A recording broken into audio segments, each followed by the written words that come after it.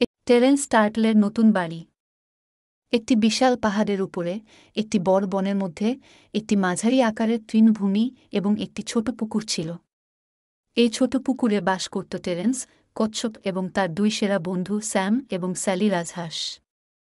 ওহ, আপনি এটা অদ্ভুত মনে করতে পারেন যে একটি কচ্ছপ এবং রাজহাঁস বন্ধু ছিল, সত্যিকারের বন্ধু, কিন্তু আমি আপনাকে আশ্বাস দিচ্ছি, তারা ছিল। প্রতিদিন তারা তিনজন পুকুরে খাবারের সন্ধান করত, একসাথে সাঁতার কাটত, খেলা খেলত এবং তীরে গল্প করত। অন্ধকার হয়ে গেলে স্যাম এবং স্যালি একটি বড় গাছের নিচে তাদের নিডে ফিরে যেত এবং তাদের গাছের ধারে তীরে তার গর্তের কাছে চলে যেত। এক বছর খুব কম বৃষ্টি হয় এবং পুকুর শুকিয়ে যেতে থাকে। তিন বন্ধু উদ্বিগ্ন ছিল এবং তাদের কি করা উচিত তা নিয়ে কথা বলেছিল। আমাদের এখানে থাকা উচিত, টেরেন্স বলেছেন। বৃষ্টি সবসময় আসে এবং পুকুর আমাদের জন্মের পর থেকে আমাদের বাড়ি। আমি মনে করি না পুকুরটি স্থায়ী হবে, স্যালি বলল। আমি মনে করি আমাদের একটি নতুন বাড়ি খুঁজে বের করা দরকার, বলল স্যাম। তারপর স্যাম নতুন পুকুরের সন্ধানে উড়ে গেল। বেশ কিছুদিন পর স্যাম ফিরে দেখে পুকুরটি প্রায় শুকিয়ে গেছে এবং তার বন্ধুরা মোটেও ভালো করছে না। স্যাম, টেরেন্স উত্তেজিতভাবে চিৎকার করে উঠল। আমরা আপনাকে দেখে খুব খুশি। পুকুর প্রায় শুকিয়ে গেছে। স্যালি ক্ষুধার্ত এবং ভয় পেয়েছে এবং আমার শেল ফাটতে শুরু করেছে। আপনি কি একটি নতুন বাড়ি খুঁজে পেয়েছেন? হ্যাঁ, স্যাম বলল। এটি সুন্দর কিন্তু অনেক দূরে এবং আমি জানি না আপনি সেখানে কিভাবে যাবেন। অনেকক্ষণ কথা হলো তিনজনে। তারপর টেরেন্স বলল, আমি এখানেই থাকব এবং আমার গর্তের গভীরে খনন করব এবং আপনারা দুজন, আমার সত্যিকারের বন্ধু, আপনার নতুন বাড়িতে উড়ে যাবেন। না, স্যালি চেঁচিয়ে উঠল। আমরা সবাই যাব। একটা উপায় থাকতে হবে, স্যাম বলল। তিনজন চুপচাপ উজ্জ্বল সূর্যের নিচে বসে দূরের পুকুরে যাওয়ার উপায় ভাবছিল।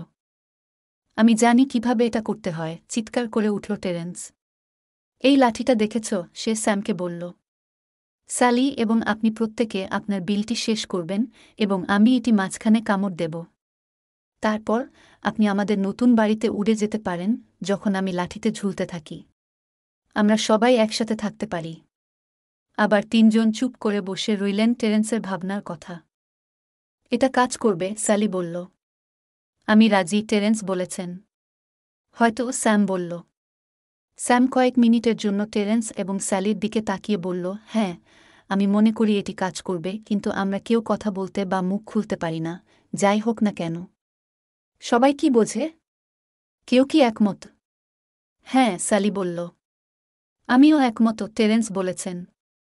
টেরেন্স, স্যাম দৃঢ়ভাবে বলল। এটি সবচেয়ে গুরুত্বপূর্ণ যে আপনি কথা বলবেন না বা আপনার মুখ খুলবেন না। মনে রাখবেন, আপনি উঠতে পারবেন না। আমি বুঝতে পেরেছি, টেরেন্স বলেছেন। কয়েক মিনিটের মধ্যে স্যালি এবং স্যাম প্রত্যেকে তাদের বিলের মধ্যে লাঠিটি শক্তভাবে ধরে রেখেছিল। স্যাম তার মুখ খুলল এবং লাঠিতে কামড় দিল। তারা বন্ধ ছিল। স্যালি সোয়ান এবং স্যাম সোয়ান একটি লাঠি দিয়ে আলাদা হয়ে পাশাপাশি উড়ে গেল, মাঝখানে টেরেন্স টার্টল ঝুলছে। এটি একটি খুব অদ্ভুত কিন্তু মজার দৃশ্য ছিল। তারা যখন উড়ে যাচ্ছিল, আরও উঁচুতে উঠছে, কেউ কথা বলতে বা মুখ খুলতে সাহস করেনি। দ্রুত উচ্চ এবং উচ্চতর, স্যালি এবং স্যাম উড়ে গেল। টেরেন্স ভয় পেয়ে গেল। তারা যখন একটি শহরের উপর দিয়ে যাচ্ছিল, তখন তারা লোকদের কথা বলতে এবং হাসতে শুনতে পেল। আকাশে তাকাও, একটি ছেলে চিৎকার করে উঠল। এটা কি? আরেকজনকে জিজ্ঞেস করল। লোকেরা মুখ তুলে তাকালেই অদ্ভুত দৃশ্য দেখে হাসতে লাগল।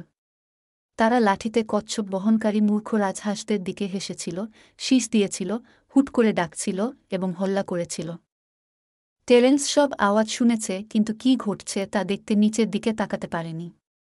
স্যাম যে পরামর্শ দিয়েছিল তাকে উপেক্ষা করে, কি ঘটছে তাকে জিজ্ঞাসা করার জন্য সে তার মুখ খুলল। কিছু বলার আগেই সে পড়ে গেল এবং তার উড়ন্ত বন্ধুদের দিকে তাকিয়ে রইল। ওহ, চিন্তা করবেন না। টেরেন্স আঘাত পায়নি। আপনি দেখতে পাচ্ছেন যে তারা তাদের নতুন বাড়ির যথেষ্ট কাছাকাছি ছিল, তাই টেরেন্স বড়, গভীর পুকুরে পড়ে গেছে।